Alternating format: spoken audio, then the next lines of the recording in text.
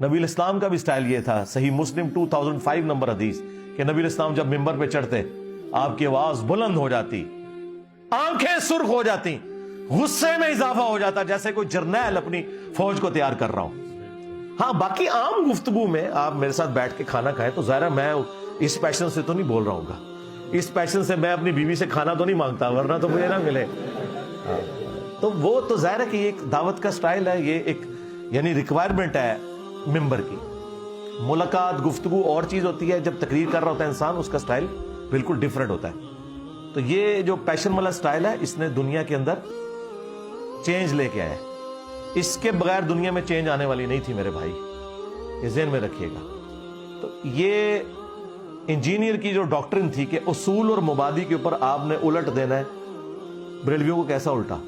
جو بندیوں نے رٹ لگائی ہوئی تھی، جب ہم کہتے تھے یار بریلوی جو بندی ایک ہو، دونوں حنفی ہو، یار کیا مسئلہ ہے، باپ ایک ہے یار، ایک دوسرے کو لالی کیوں نہیں سمجھ رہے؟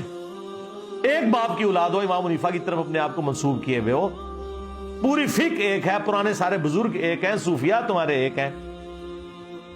وہ دیوبندیوں نے کہا کہ نہیں یہ جو بریلوی ہیں شرک کرتے ہیں، قبروں سے مانگتے ہیں، یہ کرتے ہیں۔ کہتے جی کہ بریلویوں کا کون کون سا عقیدہ شرک والا ہے؟ پہلے مجھے یہ بتاؤ ان کا کون کون سا عقیدہ توحید والا ہے؟ تم بتا دو شرک والا، میں بتا دیتا ہوں۔ اگر قبروں پہ سجدہ کرنا یہ توحید والا عقیدہ ہے، قبروں پہ طواف کرنا یہ توحید والا عقیدہ ہے، ہر سال بزرگوں کا عرس منانا، عرس جانتے ہو کیا ہوتا ہے؟ عرس ہوتا ہے شادی، یعنی اللہ سے ہر سال شادی کراتے ہیں۔ اسی لیے بزرگ فوت ہو جائیں یہ نہیں کہتے کہ مر گئے، کہتے ہیں کہ وصال فرما کے وہ تو اللہ سے مل گئے نا، پھر اگلے سال ان کا عرس ہوگا۔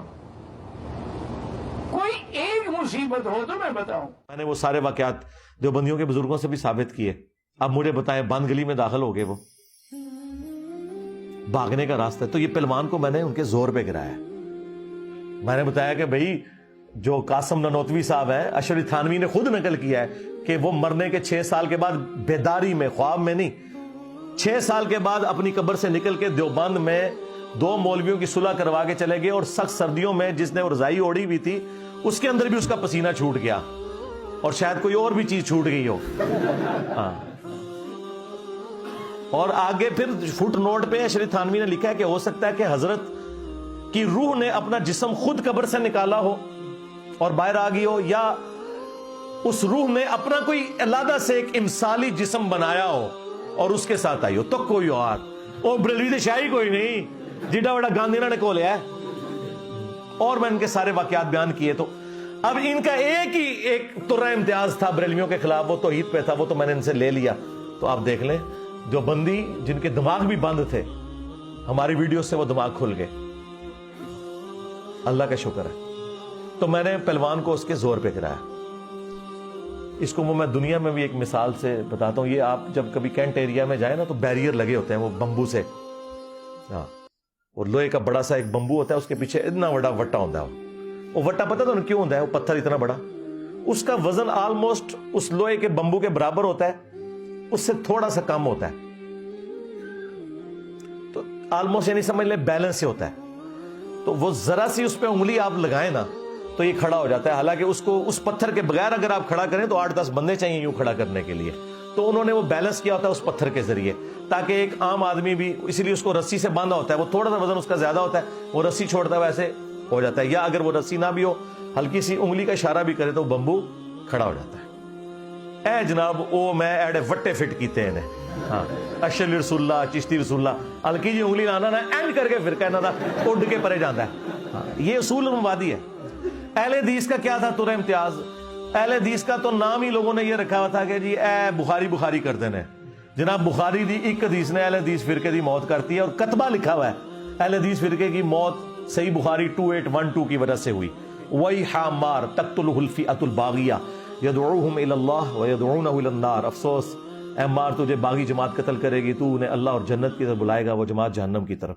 یہ مرزا جہل میں چھپا ہوا رافضی اہل سنت کا لبادہ اڑا ہوا وہ بدبخت ہر وقت ہر ٹائم اس خاندان کے اوپر حملہ آور، اس خاندان کی توہین و تشنیع کرنا۔